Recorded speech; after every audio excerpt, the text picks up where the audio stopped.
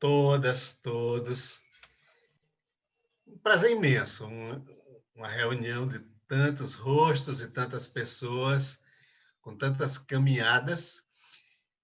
E, mais uma vez, o CEBI se reúne no Café e Debate com o tema Espiritualidades e Mística, dessa vez, através de Ivone Gebara, na assessoria, que conhecemos há muito tempo, e é um privilégio tão grande, Ivone, tão bom tê-la, ouvi-la aqui conosco nesta noite, como tantas vezes já aconteceram, e nós estamos caminhando para esse encontro.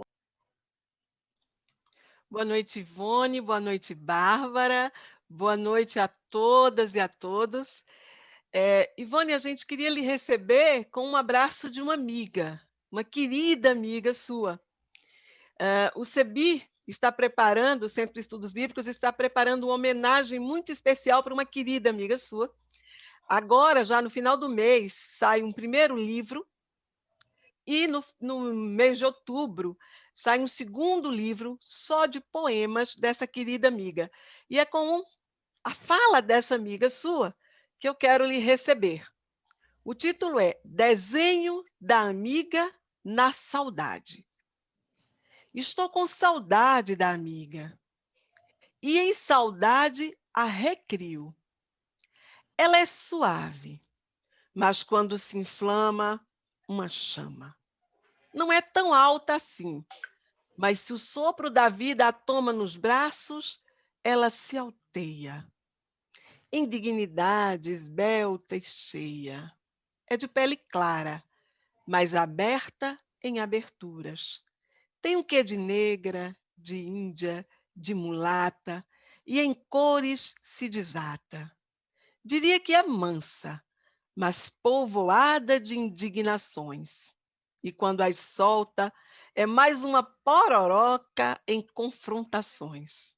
Carrega um ar oriental, mas na prática é mais a moça do pastoril transcontinental. Tem pés frágeis, mas quando busca decidida, é mais uma saltimbanca de audácia investida. Sinto-a no coração mística, na teologia poética, mulher amântica, no faro da liberdade, caleidoscópica. Na sinfonia do novo, não é metronômica, é mais uma flautinha que improvisa atônita e atônita. Nos recantos do seu lá dentro, menina, nunca lobisomem, de muitas vozes microfone, minha amiga Ivone. Nós fazemos nossas as palavras da sua amiga Agostinha Vieira de Melo. Bem-vinda, nossa amiga Ivone.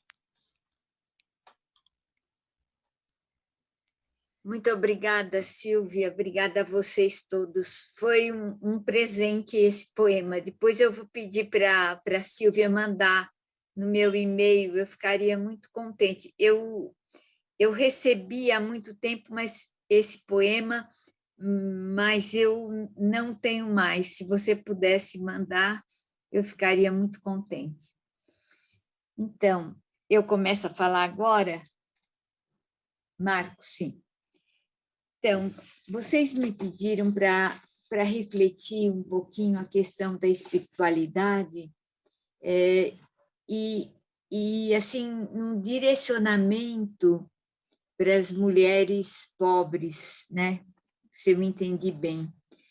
Eu não sei se eu vou conseguir responder às expectativas das perguntas de vocês, mas eu vou partilhar algumas coisas que me habitam e eu acho que depois a gente pode conversar, a Bárbara vai reagir e vocês também farão as suas conversas e a gente pode dialogar melhor.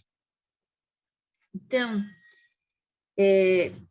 eu acho que é bom a gente lembrar o nosso tempo. Nosso tempo, nesse tempo que é o nosso, a busca de espiritualidades, no plural, tem sido uma espécie de projeto em expansão.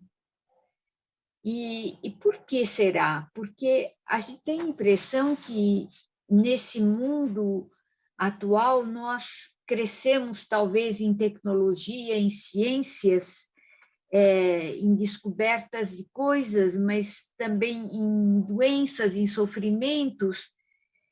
E é um mundo onde a insegurança, o medo, as dúvidas, a busca de sentidos parecem colidir, parecem entrar em conflito.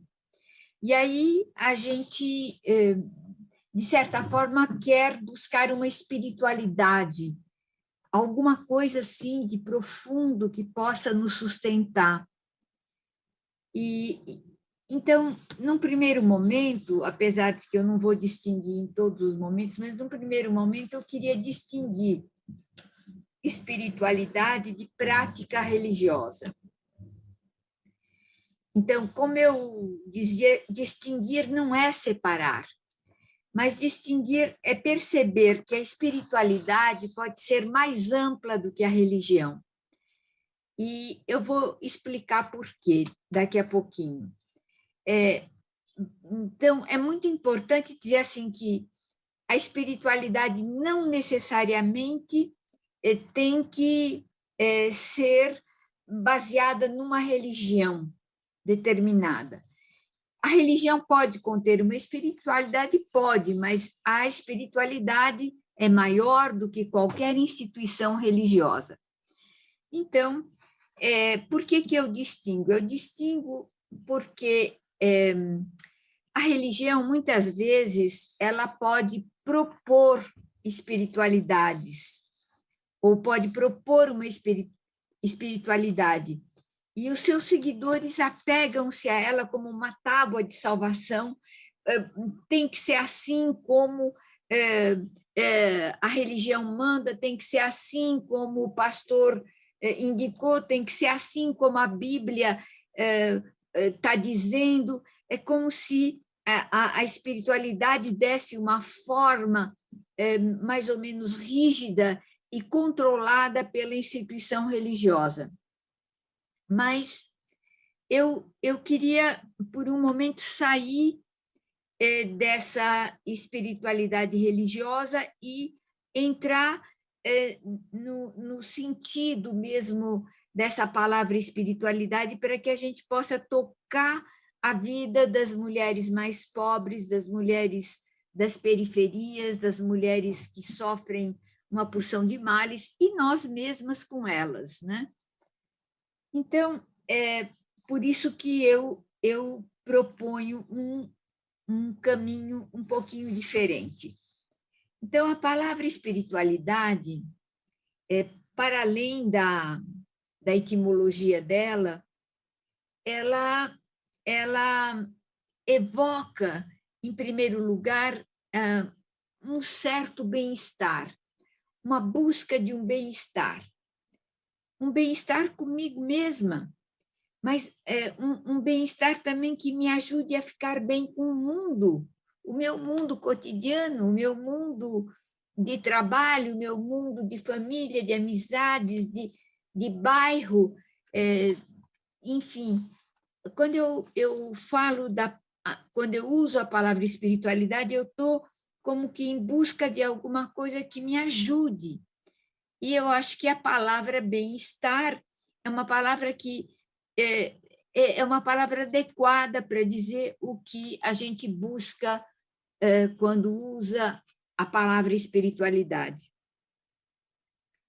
E é interessante que agora eu entro um pouquinho na tradição religiosa, que na tradição cristã se fala dos dons do Espírito Santo, né? Espiritualidade vem também de espírito, né? Então, quais seriam esses dons? Me permitam só lembrar muito brevemente. Então, se diz que os dons são 7, ou muito mais, mas, digamos, o que a tradição nos diz, que tem o dom do conselho. Então, se eu tenho uma espiritualidade, eu busco conselho, entendimento, eu busco entender as coisas, fortaleza, eu busco ser forte para não me deixar abater, sabedoria, eu busco a sabedoria, eu busco o conhecimento, a piedade, quer dizer, a piedade é um dom interessante, não é ficar repetindo orações, mas a pessoa piedosa é a pessoa atenta ao outro, atenta à vida do outro, não se toma muito a sério. Depois, o sexto dom é a ciência. Todo mundo precisa ter ciência na vida. E, em último, é o temor de Deus. Mas é claro que temor de Deus não é ter medo de Deus. Ai, que medo que Deus me castigue. Mas o temor de Deus é o temor pela vida, é o cuidado maior da vida. Enfim, eu falei de 7, porque a tradição cristã fala de 7, mas podia ser 8, 10, 12, 20, não importa, mas tudo aquilo que eu considero um dom que me ajuda e ajuda a comunidade, a gente chama isso de dom do espírito, dom de uma espiritualidade maior, dom que nos é concedido, que não procede só dos meus méritos, não procede só da minha individualidade, mas tem algo na minha individualidade que acontece independente também de mim. Então, de uma forma ou de outra, a gente pode lembrar que todas as instituições religiosas, todas as religiões, de uma certa forma, incentivaram certas práticas inspiradas nesses dons ou em outros, para que a gente busque ser forte na vida, busque lutar contra as adversidades, porque a vida é cheia de adversidades. A vida não é um encontro sempre agradável, não é estar em meio a pessoas que a gente pode dizer que nos nutrem. A vida tem a sua crueldade, a sua falta de sentido, e então acho que é muito importante a gente saber que nesses dons situam-se maneiras de viver, né?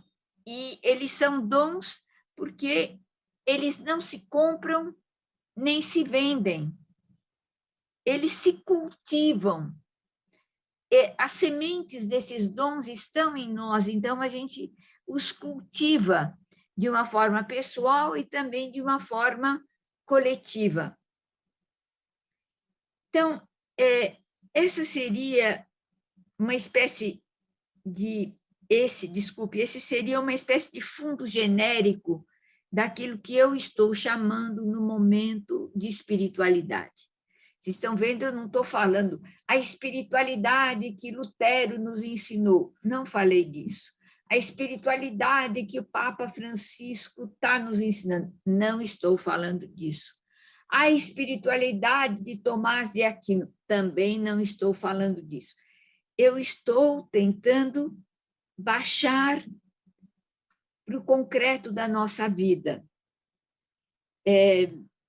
Só que, no concreto da nossa vida, a gente não aprendeu, nem nos processos educativos, nem nas igrejas, não aprendeu a cultivar esses dons em nós, ou a cultivar dons que nos ajudam a viver. A gente sempre apela para os intermediários.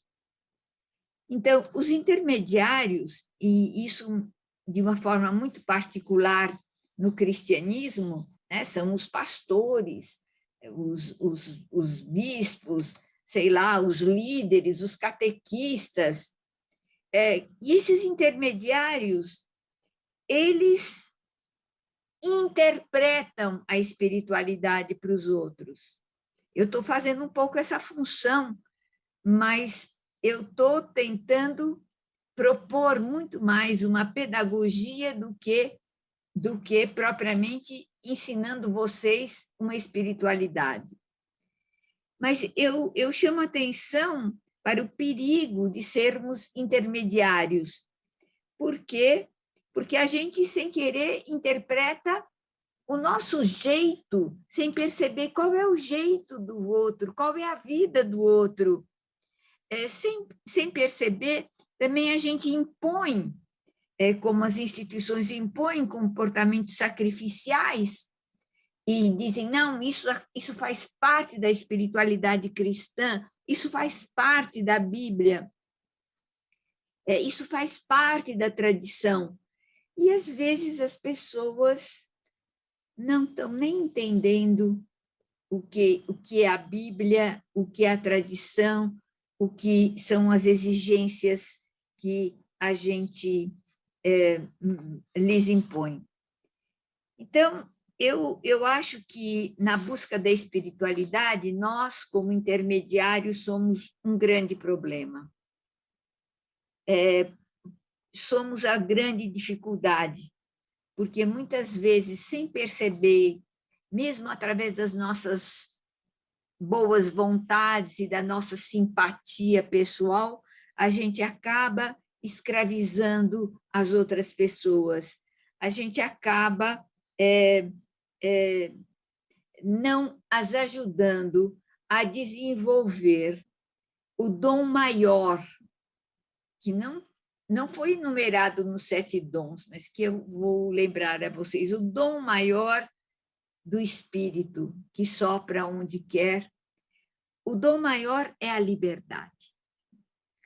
Então, de que liberdade eu estou falando nesse momento? Nesse momento, eu quero falar especialmente da liberdade interior. A liberdade interior como um dom do qual nós necessitamos nesses tempos difíceis.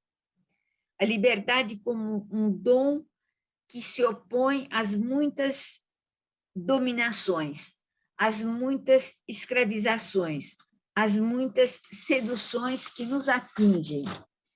Eu não estou falando apenas da questão política ou da questão econômica que estamos vivendo no Brasil, mas eu estou falando daquele núcleo da minha personalidade que eu deixo obscurecida, eu deixo sob a nuvem das palavras bonitas, eu escondo usando a minha simpatia, eu escondo falando muitas vezes dos problemas sociais sem perceber que os problemas sociais de falta de liberdade refletem os meus problemas de falta de liberdade.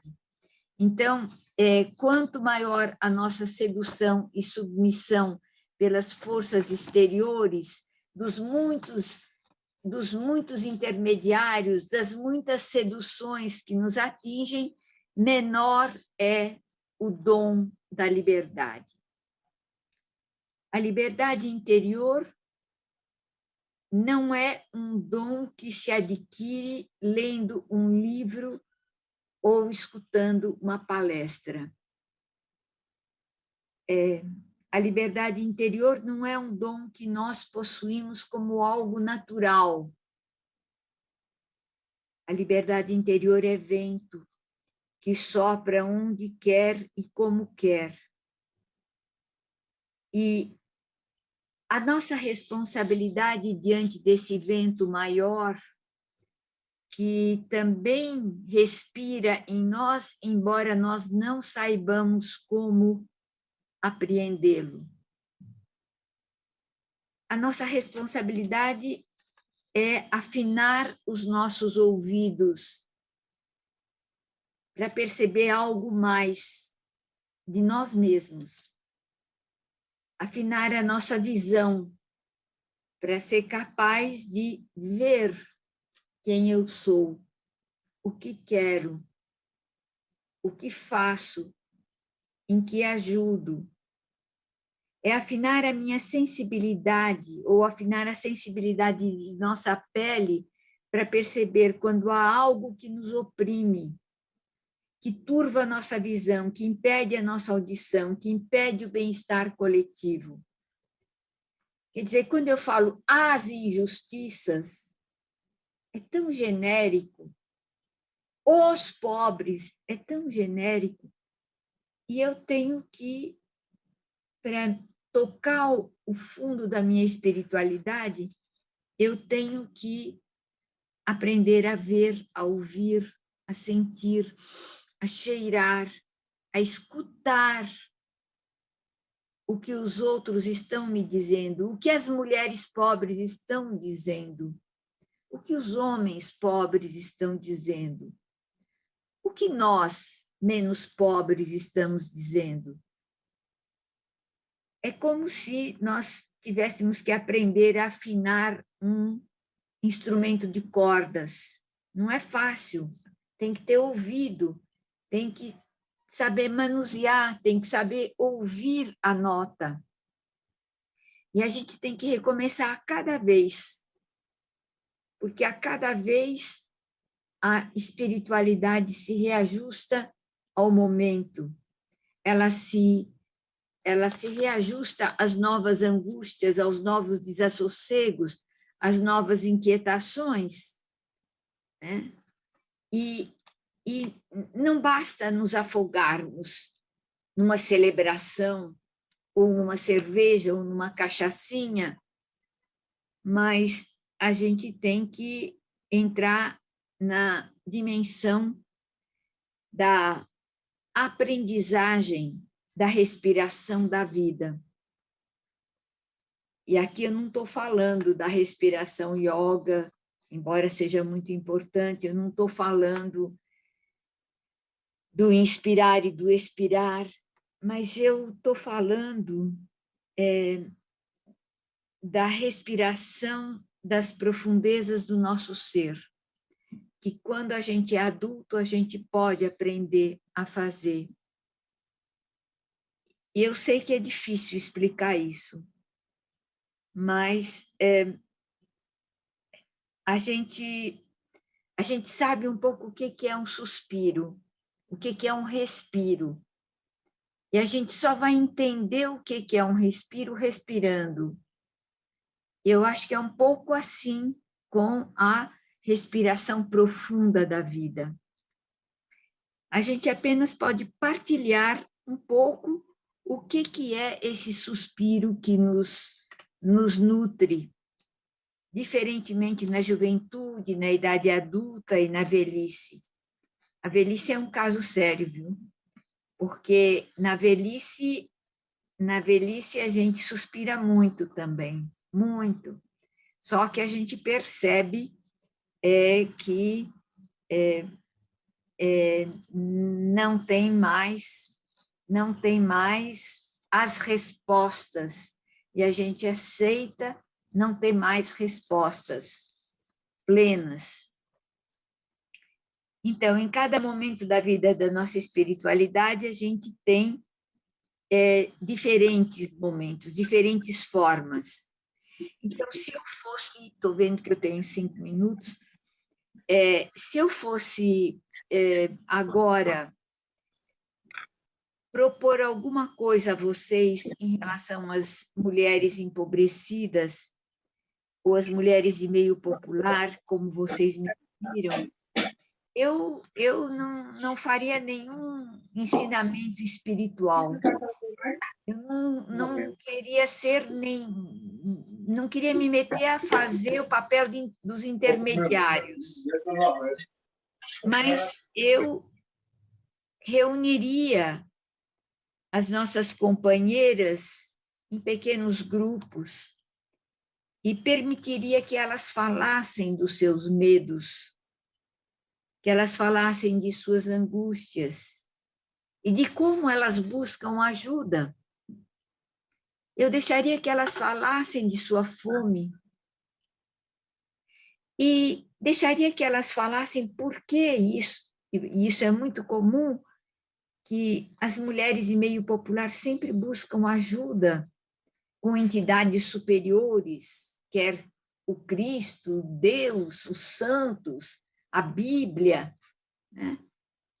Os espíritos, os orixás, como é que elas encontram nessas entidades respostas? Como é que elas procuram luz através delas? Eu não tô ensinando, eu estou aprendendo, eu estou exercitando o meu ouvido, eu estou exercitando a minha pele ao contato das outras peles, eu estou ouvindo o vento que sopra nelas. E eu estou ouvindo esse vento porque esse vento também sopra em mim, talvez de outra forma, mas eu tenho que ouvir. Eu tenho que ouvir, inclusive, para poder ajudar. Então, acho que ouvir para compreender o que as outras pessoas vivem e não querer imediatamente classificar, catequizar, dar uma fórmula, dar um resultado, ensinar uma reza. Nesse momento, a gente tem que refazer, ajudar as pessoas a refazerem a história da sua busca de bem-estar, ou a história da sua espiritualidade. O bem-estar como história da sua espiritualidade. Eu moro num bairro quase perto do centro de São Paulo. Às vezes, andando pelas ruas, eu encontro uma mulher que vive na rua, aí no meu bairro. Cada dia ela dorme num lugar diferente. Não quer, de forma alguma, sair da rua, não quer ir para um abrigo. Mesmo com o frio que está fazendo em São Paulo, ela quer ficar na rua. Mas sempre tem alguém que traz um café pela manhã. E ela ama cigarro. Ama cigarro. Ela fuma. E fica fumando em silêncio. E às vezes eu passo por ela, sinto o cheiro do cigarro e sinto o mau cheiro de um corpo sem banho há muito tempo. Eu passo por ela e eu digo bom dia. E ela me mostra a boca desdentada e me diz bom dia. O que eu aprendo na sua forma de viver? Certamente ela tem uma espiritualidade. O que eu aprendo? Eu passo por uma outra faxineira que eu encontro de vez em quando e ela vai ao trabalho com um celular no ouvido e ela me diz que ela vai de transporte público escutando a voz de um pastor que ela ama. E ouvi-lo ajuda ela a viver. Então, o que ajuda de fato acontece? Não sei. Mas se eu tivesse que sentar com ela, eu ia perguntar. Depois encontro outras mulheres vendedoras de rua. Já converso com elas algumas vezes, já conversei, e todo mundo sempre é para amanhã, é porque amanhã eu quero comprar minha casa, amanhã eu quero me casar, amanhã eu quero. A espiritualidade se baseia na aquisição de alguma coisa. Depois ainda me encontro com uma velhinha chinesa encurvadinha. Ela anda com uma sacola quase vazia, todo dia ela está lá. E a gente só se olha. Ela não diz bom dia, ela faz assim para mim. Eu falo bom dia. O que acontece entre nós? Eu não sei. Qual é a espiritualidade dela? Eu não sei. Mas eu teria que sentar e ouvir. Então, não nos esqueçamos que aqueles que observam nós e o observado os outros, e nós somos os observados para eles, né? Nós temos as nossas interpretações da vida, nós temos a nossa forma de buscar ajuda, nós temos uma forma de buscar o bem-estar e a liberdade. E aí a nossa espiritualidade é múltipla e variada, e a gente tem que redescobrir as nossas diferenças, porque as nossas diferenças é que constituem a nossa unidade. É a minha especificidade e a sua especificidade que formam a unidade do gênero humano que somos. Então, a proposta que eu faço é conversar, reunir as pessoas, deixa as pessoas contarem a sua vida e darmos as mãos nas necessidades concretas. São as necessidades concretas que manifestam a nossa espiritualidade. Responder a elas é uma expressão da nossa espiritualidade. Eu estou mostrando para vocês, tentando mostrar apenas aquilo que sustenta, aquilo que está por baixo dessa palavra, no nível puramente antropológico, puramente experiencial. Eu quero sair daqueles discursos, o Deus que nos revela isso aqui. Não, vamos baixar um pouquinho, vamos entender que o fenômeno da espiritualidade é um fenômeno humano. A busca de sentido, a busca de bem-estar é um fenômeno humano. As respostas é que, às vezes, ultrapassam o nível da nossa convivência ordinária e vão para o mundo extraordinário. Mas o concreto é a respiração do meu corpo. O concreto é a conversa sobre as minhas necessidades, as nossas necessidades mútuas. E sairmos do papel de sermos os intermediários que sabem da vontade de Deus, que explicam a vontade de Deus, que projetam a vontade de Deus. Sejamos apenas humanidade com a humanidade. É por aí que vai a espiritualidade que eu as convido a refletir. Muito obrigada. Converter a respiração. Estamos pensativos, refletindo sobre toda essa apresentação.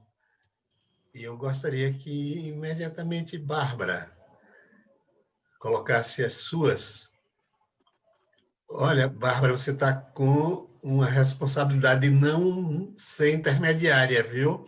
Não nos ensine nada, mas nos provoque, talvez, e cumpra a sua função perigosa. Os intermediários podem ser perigosos para bem ou para mal, não é? Então, seja perigosa para nós, como Ivone é muito perigosa para todos e todos nós. Então, boa noite a todas, todos e todes. Quero iniciar expressando a minha alegria, né? A minha gratidão. Eu sempre fico muito animada quando eu posso ter momentos com o CEBI. E aí, junto ao CEBI e a minha querida Ivone, quando o Meire me fez o convite, foi assim uma honra, né, imensa para mim, enquanto mulher, né, e enquanto coletivo Vozes Marias. Então, iniciar minha fala expressando a minha alegria. A Ivone, é um prazer revê-la. Eu sinto até hoje o gostinho da nossa viagem de Caruaru, viu? Daquele momento que tivemos, um momento de tanta dor, né, que o país vivenciava após a eleição, e ali foi um momento realmente de bálsamo mesmo, de acessar socorro para a minha vida, porque eu estava extremamente abatida. E aí, ouvi Ivone, né, falar sobre tudo isso, espiritualidade, mística, sobretudo espiritualidade, e trazendo ênfase para essa questão das mulheres e das mulheres empobrecidas. Eu costumo dizer, Ivone, e a fala que eu registrei aqui, vou ler para compartilhar com vocês, é muito inclinada e voltada para a vida, para os corpos de nós mulheres. Eu tenho essa tendência na minha vida no meu dia a dia. Eu tenho esse encantamento, esse apaixonamento pela vida das mulheres. Eu costumo dizer que sempre que eu encontro uma mulher, sobretudo as mais velhas, e tenho a oportunidade de ouvi-la, é o universo permitindo que eu aprenda algo. E eu deliro mesmo, minha gente. Eu presto atenção e entendo que eu estou tendo uma grande oportunidade. Então, Ivone traz para a gente pontos muito sensíveis, né? E por que eu digo sensíveis? Porque a gente entende, e ela nos ajudou a entender, o quanto a espiritualidade ela é algo tão maior que a religião, mas na nossa sociedade, e aí eu quero fazer um recorte no Brasil, sobretudo nos tempos atuais, onde a gente vê uma intersecção ou um cruzamento da política, da religião, que vai ter desdobramentos muito sérios nas nossas vidas, e sobretudo nos corpos e vidas de nós mulheres, a gente vê como esses conceitos se confundem, né? E como existe um estranhamento. E é um estranhamento que faz com que os nossos corpos, mentes e vidas de mulheres percam muita qualidade no dia a dia. Muita qualidade. Como assim, Bárbara, muita qualidade? Aí eu quero puxar uma expressão que Ivone usou quando ela falou meio que existe essa centralização nessas figuras, né, dos intermediários que vão estar ditando, né, vão estar proferindo, vão estar ensinando, determinando o que é que vai ser a espiritualidade, como é que vai ser o nosso acesso, como é que ela se materializa nas nossas vidas. E aí eu não tenho como não pensar nos corpos das mulheres, nos espaços religiosos e o que esses intermediários e suas ações provocam em nós quando eu penso no que a espiritualidade e a materialização dela pode causar de bom na minha vida. E aí, pensando nisso, né, o perigo de ser intermediário. E aí eu registrei aqui algumas coisas que, pensando nisso, eu quero dar ênfase a como esses perigos vão se acentuar nos corpos e vidas de nós mulheres. E, consequentemente, no nosso processo de busca, de entrega, de materialização da nossa espiritualidade, gerando muitas vezes nesses corpos opressões, ausências de liberdade, vazios e tamanhas violências, das mais diversas, seja no nosso corpo físico, ou seja, nas nossas identidades, nas nossas subjetividades. E aí pensar em mulheres e espiritualidade, sobretudo nos mais diversos papéis sociais que várias de nós acumulamos no dia a dia, né, em sociedade. Aí eu quero trazer uma ênfase aqui na mulher preta, a mulher pobre, a mulher bissexual, a mulher lésbica, né? E falar liberdade. Pensar, tem alguém, eu acho que com o microfone aberto, ok. Pensar na dimensão da liberdade, fazendo esse link da liberdade no Espírito Santo, liberdade na rua de Deus, que muitas vezes nos é negada. Como assim, Bárbara? Aí agora eu vou dar ênfase aqui naquilo que eu escuto as mulheres me falarem e naquilo que eu vejo na minha caminhada com mulheres, sobretudo com mulheres cristãs. E aí, quando eu digo que muitas vezes nos é negada, é porque essa ausência de liberdade acaba nos fazendo negar, acaba nos levando a sentir medo, culpa de, no exercício da nossa espiritualidade, conseguirmos nos referir ao Espírito Santo, por exemplo, no feminino. E aí eu quero dar mais uma vez ênfase nesse corpo feminino, que muitas vezes é esse corpo que sofre, que sangra, seja no sentido físico ou simbólico. Existem várias formas de sangrar, várias formas de morrer.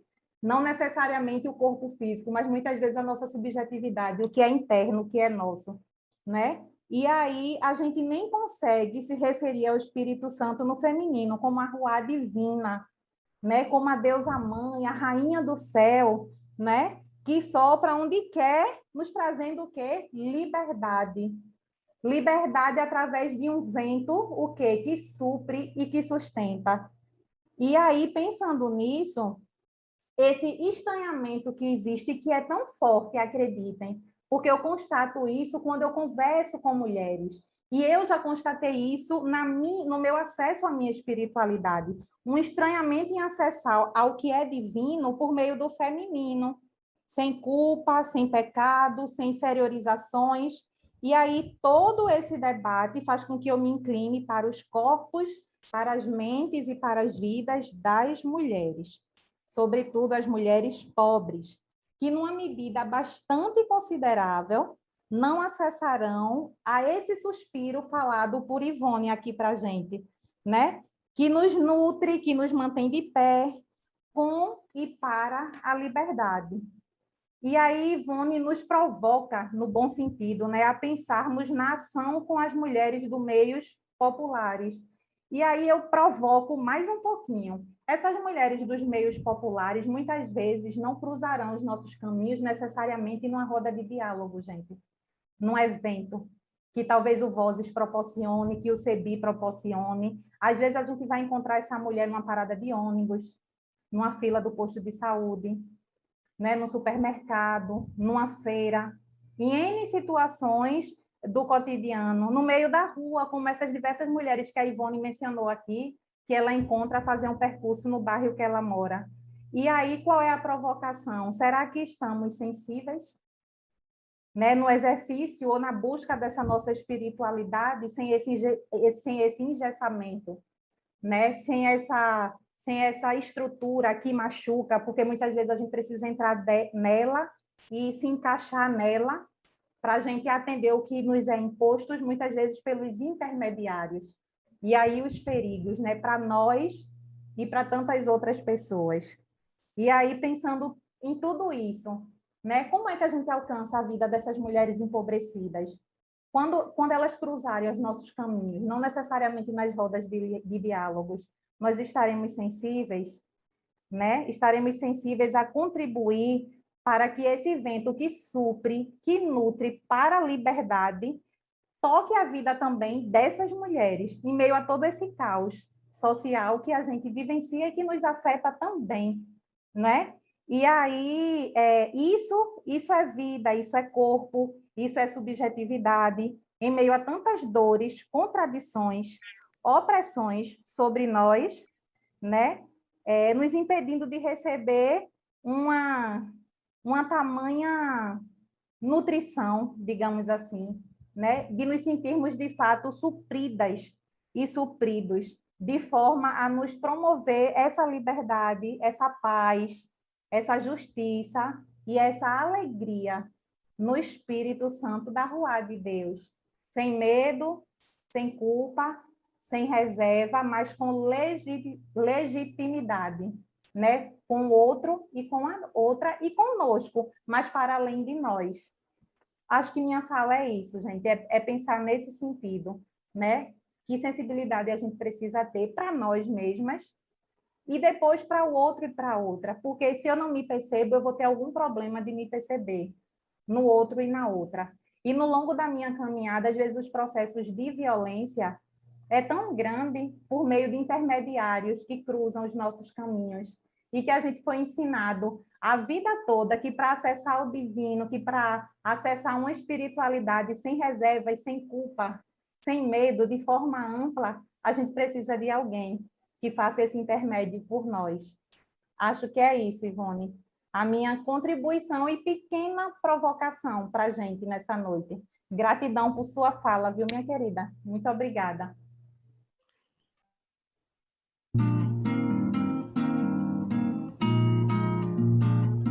É melhor ser alegre que ser triste. A alegria é a melhor coisa que existe, é assim como a luz no coração.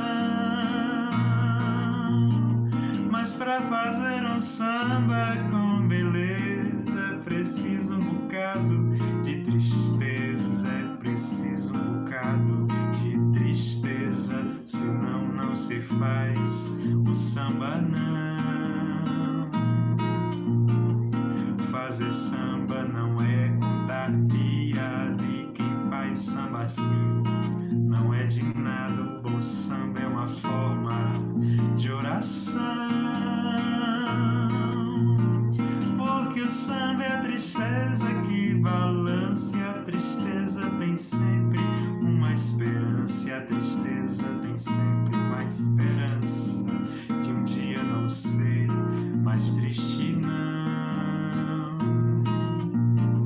Põe um pouco de amor numa cadência e vai ver que ninguém no mundo vence a beleza que tem um samba, não.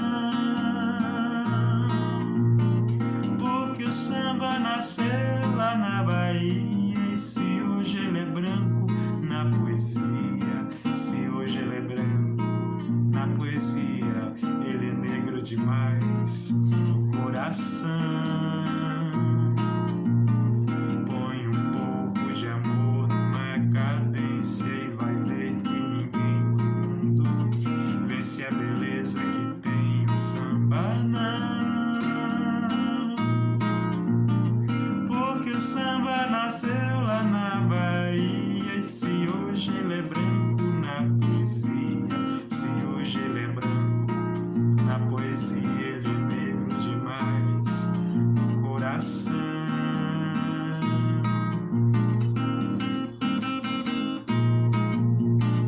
Porque o samba nasceu lá na Bahia, e se hoje ele é branco na poesia, se hoje ele é branco na poesia, ele é negro demais no coração.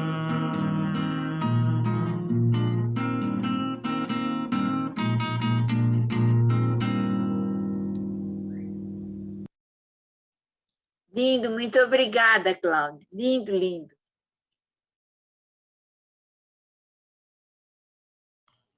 Eu gostei muito disso, porque conversando com sua discípula especial, Mary Ruth, ela é minha intermediária, viu, Ivone? É Mary Ruth. Então, nós estávamos falando sobre espiritualidades no plural, pensando nessa abundância de espiritualidades, quando cada pessoa traduz o sopro da própria vida, ou a sua própria respiração, para um jeito próprio. E se você pudesse nos falar um pouco sobre mistura, mistério e mística, eu ia ficar contente. Então, Marcos, eu acho assim que essas três palavras que você sugeriu, mistério, mística e mistura, elas se combinam, né? São três M's que se combinam muito bem. E eu não falei, eu não usei muito a palavra mística, mas eu vou dizer assim, o que está acontecendo hoje nos meios de mulheres organizadas. Por exemplo, e eu já fui convidada, não agora na pandemia, mas, enfim, antes da pandemia, a várias reuniões com o movimento de agricultoras, o movimento de mulheres sem terra. Elas dizem assim, a gente começa o dia com uma mística. Então, eu quero dizer assim, que, de repente, a palavra mística, que, na realidade, desde a Idade Média, a Alta Idade Média, significava estar unida, místicos, estar unida de uma forma, eu diria assim, quase que superando a materialidade da vida, a união com o divino, né? A união com o divino, quase uma hipóstase com o divino, essa experiência que muitos homens, os místicos, e muitíssimas mulheres, né? Muitíssimas mulheres da Idade Média até os princípios da modernidade viveram essa experiência como se elas conversassem diretamente com Deus, ou eles conversassem diretamente com Deus, que Deus os ouvia e Deus os falava neles, não é? Então, essa que, de certa forma, reproduz algumas passagens bíblicas em que personagens, tanto homens quanto mulheres, falavam com Deus. Então, é interessante que essa experiência ela hoje, ela se expressa nos movimentos populares como mística, como um momento em que se celebra a vida, em que se traz os problemas da vida, em que se canta, em que a gente se lembra daquilo que nos habita. Então, eu só quero fazer essa pontuação do novo sentido da palavra mística. E lembrar que essa questão mística que eu falei da Idade Média e também da Bíblia, posso até me referir a alguns textos bíblicos, mas ela também existe, por exemplo, nas religiões afro, né? Quando alguém é tomado pela presença do santo, então se fala de uma experiência mística, quer dizer, é mística porque não dá muito para explicar racionalmente, é quase que um discurso para além do racional, né? Eu, na realidade, respeito, mas eu tenho trabalhado muito mais dentro daquilo que pode ser apreendido pelas pessoas comuns, digamos, comuns, né? Então, acho que eu uso muito a palavra mistério, porque eu acho que a palavra mistério, ela me indica que há uma sublimidade da vida, algo sublime da vida que eu toco assim com a fibra mais profunda do meu corpo.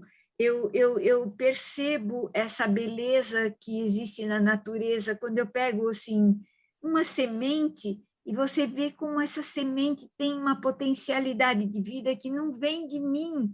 Então, isso para mim é mistério. Quando eu pego uma abelha, uma formiguinha, isso é um mistério, uma criança.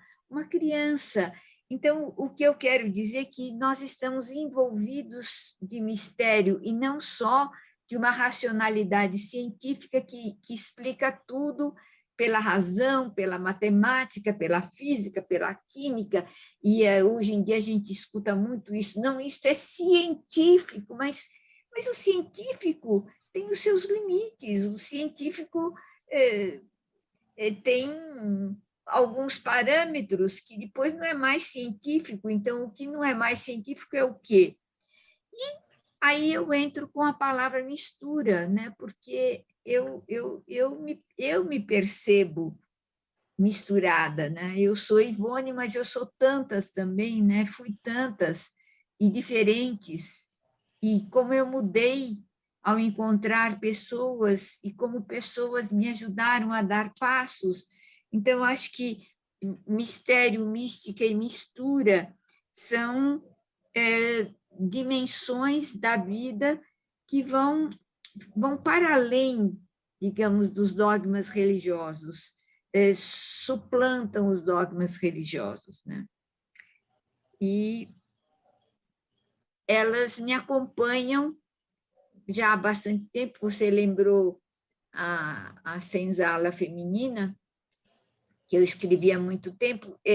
Essas palavras acho que me acompanham desde a minha juventude. E cada vez mais elas vão, digamos assim,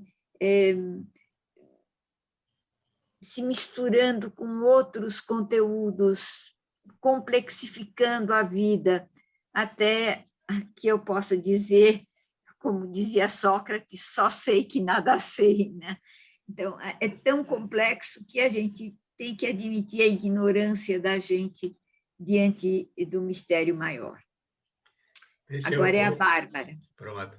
Mas deixa eu só dizer, Bárbara, também que há uma pergunta aqui no chat que diz assim: Ivone, você falou que na velhice suspiramos, mas não temos respostas plenas. Por quê? Então, só sabendo que tem essa pergunta, e Bárbara, eu passo a palavra para você, viu? Só em relação ao teu comentário, né, de como eu conduzi a finalização da Assembleia da Aliança, quando veio a proposta, o convite, né, do pastor Joel, para quem não sabe, meu companheiro Bruno é pastor. Eu não sou pastora. E aí, quando falaram, né, que a finalização seria com nós dois, um orando e o outro impetrando a bênção. E aí eu olhei para Bruno, aí Bruno fez, você vai fazer o quê? Eu fiz, você vai orar e eu vou impetrar a bênção. Porque o mais comum seria ele fazer e eu orar. E aí, propositalmente, eu quis fazer o inverso, porque é uma forma de resistir e de reexistir como mulher nesse espaço. Como mulher que tem o corpo em uma medida muito considerável, marcada foi muito belo por mesmo o esses, momento. sabe, intermediários que cruzam as nossas vidas e muitas vezes nos tiram tanto. Então, quando eu digo assim, eu vou fazer isso, é porque eu quero mostrar para outras mulheres que nós podemos fazer, nós podemos acessar, nós podemos falar, transmitir o sopro de liberdade para as nossas vidas. E no feminino, né? Agora, Jesus, Marcos, eu permaneci em Jesus, porque eu tenho uma relação com ele de ver muito como um amigo.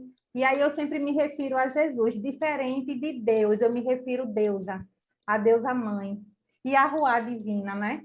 Mas no início eu lembro, gente, que em alguma medida eu sentia como se eu estivesse fazendo algo errado, por me referir a Deus como deusa, né? E isso foi muito forte para mim. Hoje eu consegui vencer isso completamente, mas eu acompanho meninas, companheiras minhas que estão nesse processo ainda de entender que não existe condenação, não existe culpa.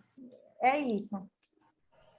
Gostaria, Marcos, de trazer um pouco o chat antes da pergunta, porque antes dessa pergunta que você colocou, tinha algumas reações. O Sebastião, ele diz assim, Ivone, ele dialoga exatamente com o que Ivone falou. Ivone, a mística seria o exercício da espiritualidade na sua singularidade, nos pequenos atos cotidianos, como comer, lazer, rezar, contemplar uma flor, uma criança que brinca, um bêbado que fala suas dores, a mulher que delira suas histórias em meio às músicas que falam da vida, da subjetividade. Então, o Sebastião pergunta, mas a Ivone, na sua fala, já acredito, respondeu ao Sebastião. Elba também diz, nessas diferentes espiritualidades, como identificamos a mística? Eu penso que, Elba, você também já foi atendida, não é verdade? Já foi contemplada. E o Wilson também, ele diz, Ivone, gratidão pela sua mística, de nos trazer para nós esse jeito de conhecermos e buscar a liberdade interior, gratidão. Vos pergunto, posso ter espiritualidade sem ter religião, sem ser religioso, sem ter espiritualidade? Como ser e ter espiritualidade nesse tempo de deserto e de conflitos? Eu penso que, num primeiro momento, Ivone já tratou disso, mas talvez ela queira um pouco ainda aprofundar o como cultivar uma espiritualidade nesse tempo de deserto e de conflito. Não sei se ela gostaria ainda de aprofundar um pouco mais esse aspecto da fala do Wilson, né? E aí a Elba nos fala de que na velhice suspiramos, mas não temos respostas plenas. Por quê? Eu penso que talvez, quem sabe, a Ivone pudesse, então, se desejar um pouco aprofundar essa questão do Wilson, com a questão da espiritualidade em tempos de deserto, conflito e de todo esse sofrimento que nós estamos vivendo, e trazer um pouco por que na velhice nós não temos mais respostas plenas, aceitamos isso. Por quê? Então, eu vou começar pela mística, depois eu vou para a velhice. Sabe, eu queria ousar dar um conselho para vocês, sabe? Não fiquem muito preocupados com as palavras, né? Porque eu percebo que vocês têm a preocupação, vocês querem identificar como que acontece a mística, a espiritualidade em vocês, né? E eu acho que tanto a palavra espiritualidade como a palavra mística, elas não, tal e qual, não existiam, vamos dizer, essas palavras não estavam no Evangelho de Jesus. A gente não encontra muito essas palavras, por exemplo, dos evangelhos sinóticos, né? A gente encontra assim, espírito a gente encontra, mas o que eu quero dizer com isso? Eu quero dizer que essas palavras foram sendo construídas ao longo da tradição cristã. Então, como eu expliquei, a palavra mística ela vai surgir num determinado momento, mais ou menos a partir do século VII, VIII, IX, X, e vai até a modernidade, assim, como, digamos, se tivessem categorias de pessoas. Então, as místicas eram as pessoas assim da mais alta categoria espiritual, porque viviam uma espécie de união com Deus e sei lá, pensando em São João da Cruz, em Teresa de Ávila, nas beguinas da antiguidade. Então, essas pessoas que experimentavam, através da sua vida, claro, e do contexto da época, o contexto da época que não dá para a gente reproduzir hoje, né? A gente não pode falar que hoje temos a mística medieval, não temos o contexto. Agora, temos sim o que vocês falaram muito bem. Estamos num tempo dificílimo, num tempo de conflito, e um conflito não só político, econômico, social, mas um conflito religioso também. Todas as religiões, todas as instituições religiosas estão vivendo numa espécie de insegurança dos sentidos que antigamente tinham e agora se veem como que desafiadas a repensar até os próprios sentidos. Então, por exemplo, a Bárbara trouxe para a palavra Deus, ela usou a palavra ruach, que é uma palavra que significa o sopro de vida, né? Ruach é o sopro de vida que nós todos temos.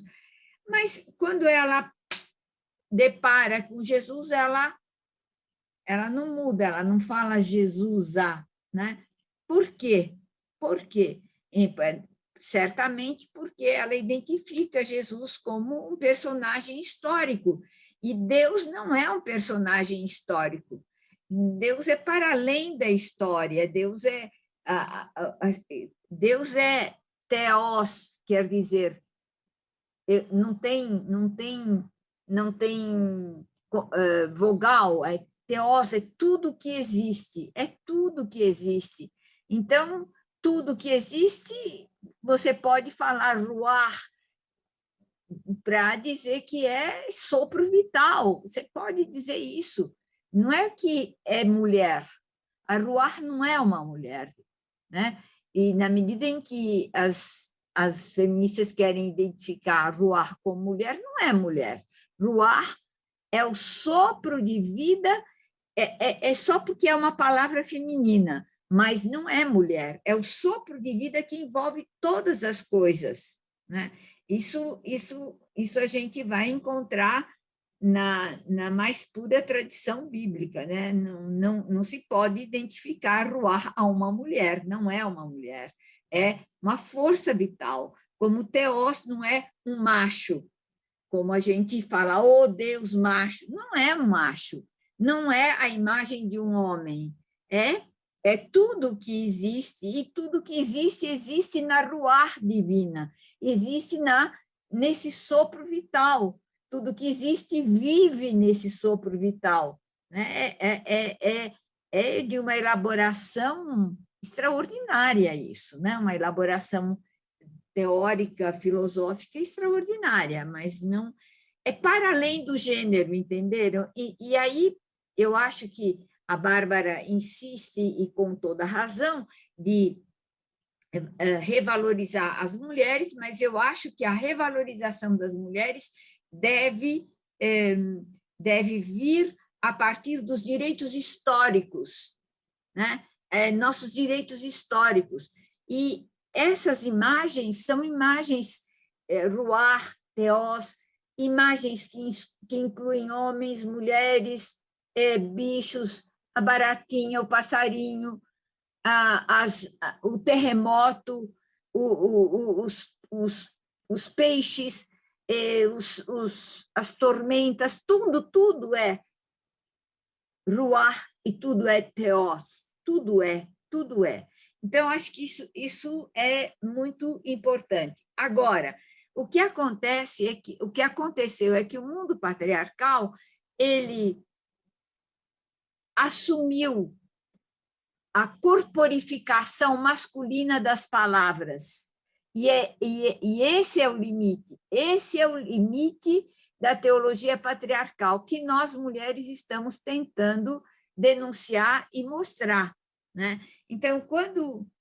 E a teologia patriarcal adora fazer hierarquias e adora colocar a espiritualidade acima da materialidade da vida. O que eu fiz com vocês foi dizer assim, ó, a espiritualidade está na materialidade da vida, a espiritualidade está no relacionamento de uns com os outros, no cotidiano da vida, nos encontros tristes, alegres, mas é aí que eu vou encontrar o meu caminho, é aí que eu vou buscar o bem-estar comum, né, que a palavra espiritualidade evoca, não é?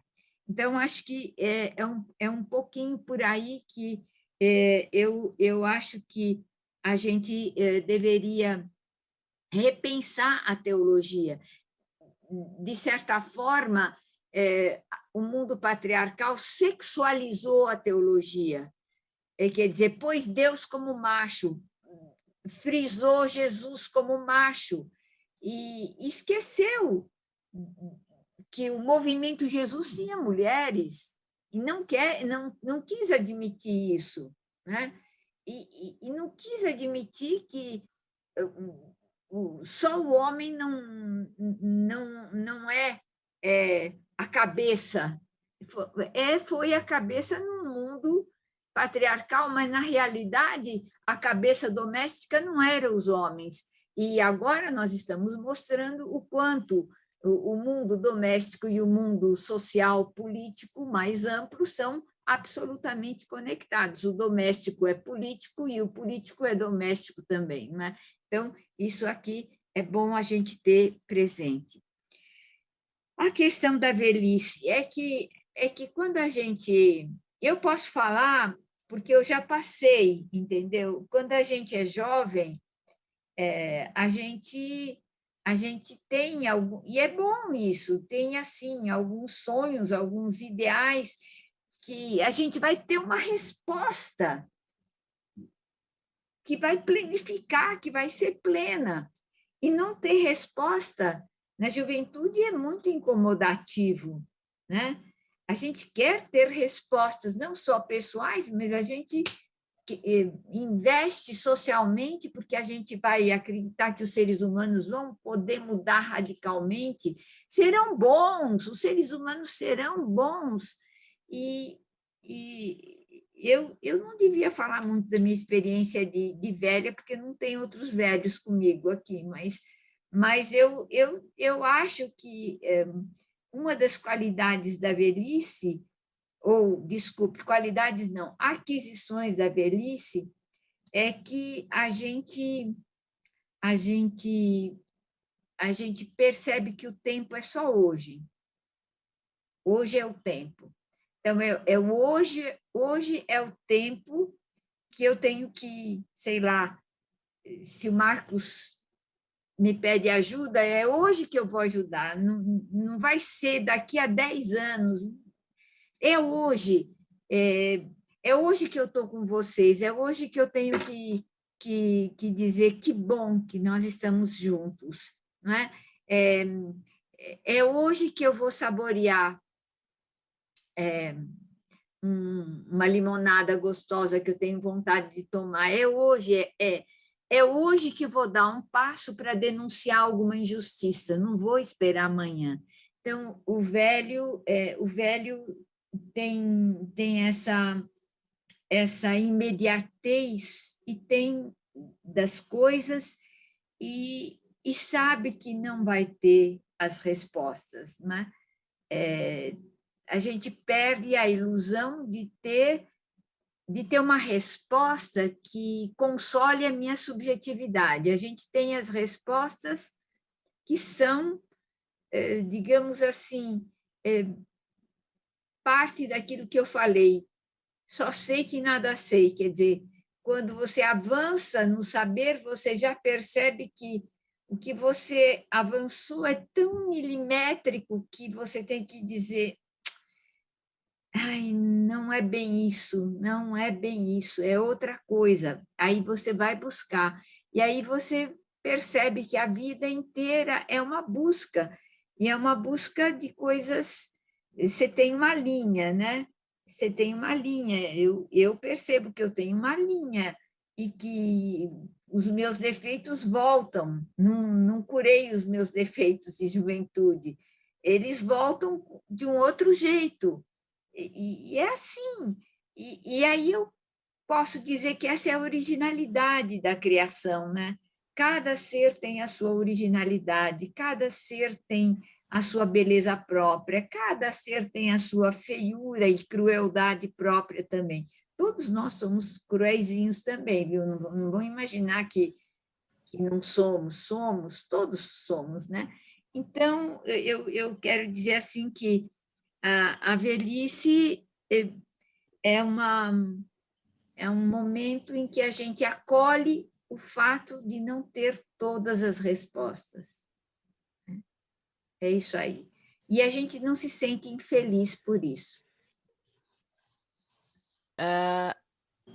A gente lhe recebeu com um abraço de amiga, e aí a gente quer se despedir e agradecer também com um abraço da mesma amiga. E quando eu li esse texto, fiquei muito sensibilizada e emocionada. Chama Acalanto e é para Ivone Gebara. Durma, amiga. Que essa corajosa delicadeza, molhada de justiça e de verdade, cansa muito. Sussurro um acalanto para maiores de idade. Durma, amiga, que amanhã ainda tem peleja, até o despertar sem fim, que na certa é festa, mas não sei como. Agostinha Vieira de Mello, 19 de setembro de 2010. E podemos... Obrigada, Silvia. Me mande também, por favor. Sim. Podemos também oferecer a música, não é? Esta última canção é uma composição de Tata Alves e tem como título Prometo. Ofereço-a especialmente a você, Ivone, pois você nos ajuda a acreditar que não vamos soltar as mãos e que vamos seguir em frente, enfrentando o que for.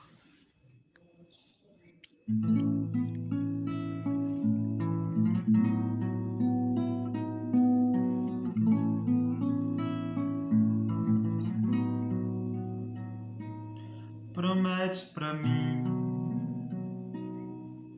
que a gente não vai soltar as mãos, que a gente vai seguir em frente, enfrentando o que for. Promete que o amor será sempre a nossa resposta e a nossa esperança, que a desesperança não vai nunca te acometer. Promete, pois hoje eu preciso demais de você, que a dor nos fará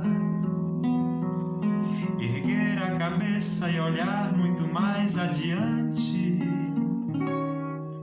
e ser resistência nos tempos do intolerante.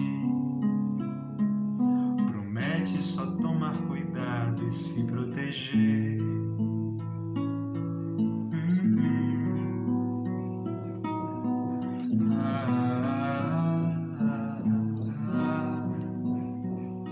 Promete pra mim que a gente não vai as mãos, que a gente vai partir o pão sempre em partes iguais, que nunca é tarde demais, que o sol logo rebrilhará.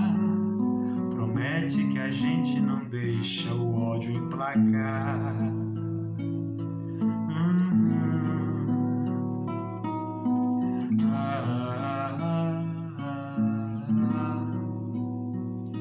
Promete pra mim que a gente não vai soltar as mãos.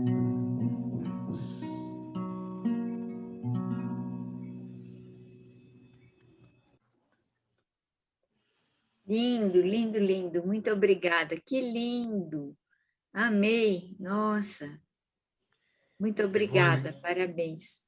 então nós passamos para o agradecimento a você especialmente, e que é sempre um privilégio muito grande mesmo, mesmo. E aí eu sugiro que em suas considerações finais, Silvia, pode ser outra pessoa, Silvia, mas eu estou lhe explorando bastante hoje.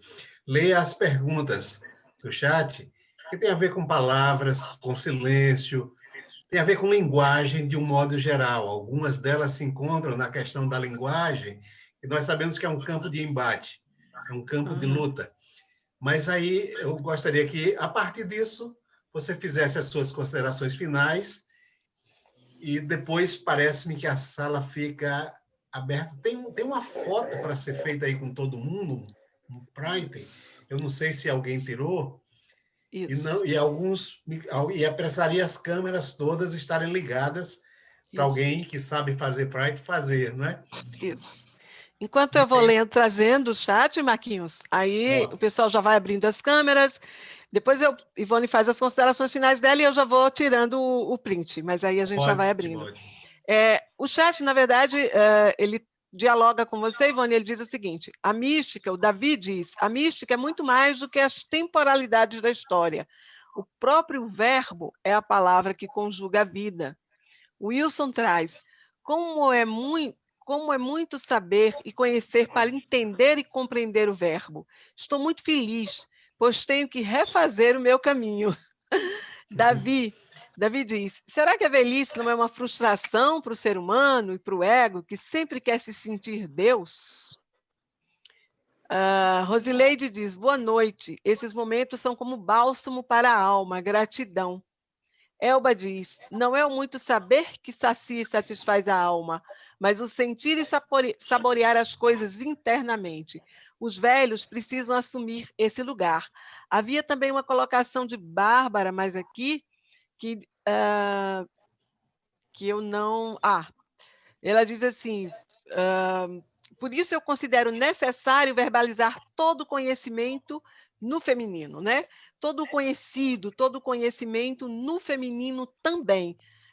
A Bárbara vai trazendo essa reação. Essas são as reações do chat, e aí a gente passa para você com o nosso abraço e o nosso agradecimento para as suas considerações finais, Ivone. Então, eu me sinto muito honrada de estar com vocês, e a única coisa que eu acho que a gente tem que acolher a mudança sempre, sabe? É outro M, mistério, mística, mistura, mudança. Essa palavra mudança é uma palavra que deve também estar no nosso vocabulário dos M's, né? Porque as mudanças nos convidam sempre a repensar de novo, né? Eu sempre gosto de dizer que a vida é criação, a vida é criativa, né? E a cada momento a gente percebe essa força da criação em nós e como nós mudamos de criança para adolescente, de adolescente para jovem, de jovem para adulto, nós também mudamos de adulto para velho. E eu gostaria de dizer assim que a velhice não é uma frustração. Primeiro, porque a frustração acontece em todos os momentos da vida. Vocês já viram uma criança frustrada? Eu já. Um jovem frustrado, um adulto frustrado. E o velho também tem as suas frustrações, mas eu acho que é inevitável. Agora, às vezes é trágico, porque com uma sociedade que nem a nossa, em que a gente vive mais do que antigamente, muitas vezes a velhice é dramática, é um momento também de sofrimento, é também um momento de sofrimento não para o velho apenas, mas para quem cuida do velho, né? Então, nós vivemos isso, e eu acho que faz parte da vida, como quando a gente precisa ser cuidado quando criança, a gente é cuidado enquanto velho. Mas, e termino dizendo assim, é muito importante isso que a Bárbara falou, de sempre trazer o feminino junto, porque as sociedades nas quais a gente vive, a sociedade capitalista, pode até fazer alusão ao feminino, mas coloca sempre o feminino como subalterno, né? Então, acho que é importante. Porém, acho que também temos, nós mulheres, que tomar muito cuidado, porque às vezes a gente pode trazer o feminino impropriamente. E quando eu digo isso, eu quero dizer assim, que essa sociedade patriarcal na qual nós estamos, ela também foi construída por nós mulheres, e ela é mantida por nós mulheres. Se vocês prestarem atenção, não só os homens rejeitam o feminismo, muitas mulheres, talvez a maioria das mulheres rejeite o feminismo, e rejeita porque naturalizaram essa maneira de ser mulher e não querem deixar de ser mulher desse jeito. E criticam as mulheres que buscam autonomia, as mulheres que buscam paridade salarial, que buscam paridade de representatividade, né? Que buscam uma liberdade profissional em qualquer profissão. A gente quase não fala disso, mas eu tenho ouvido muitos testemunhos de artistas, mulheres, né, que foram criticadíssimas por suas famílias, pela sociedade junto delas, porque são artistas, porque artista não é um bom lugar. As mulheres intelectuais também não foram aceitas, e agora nós estamos reivindicando o nosso lugar.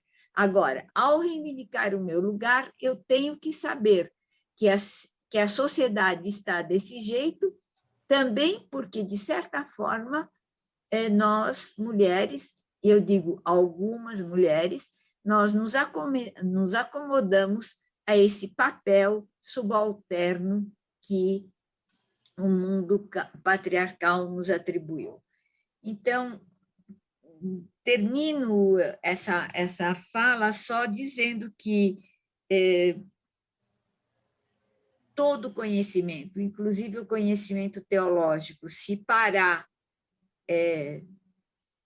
no século XX, não responderá ao século XXI.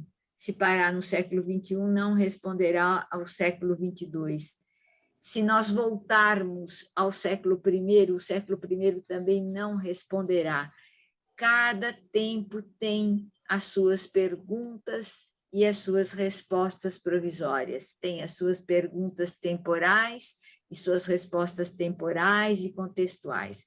Então, ninguém ache que teve um tempo em que todo mundo tinha as respostas. Nunca tivemos respostas. Teve tempos de menos tribulação e teve tempos de, talvez, uma esperança social um pouco maior. E agora estamos num momento mais crítico, mas como o Cláudio cantou, não podemos deixar de nos dar as mãos, né? Vamos continuar nos dando as mãos, e aquilo que a Silvia vê, ela pode me dizer, olha, Ivone, você não está vendo, mas eu estou vendo. Aquilo que o Marcos vê, ele pode dizer, Cláudio, você não está vendo, Sebastião, Ivone, nós podemos nos ajudar uns aos outros a ver juntos e dar os passos necessários exigidos pela história de hoje. Muito obrigada, um abraço bem afetuoso para cada um de vocês, para cada uma de vocês, e obrigada pelo convite. Grato a você, Ivone, por participar desse momento conosco. Muito, muito obrigado. Gratidão, Marcos Monteiro, pela mediação. Gratidão, Ivone Gebara, por estar conosco. Gratidão, Bárbara Aguiar. Esse foi mais um Metropolitano Café e Debate.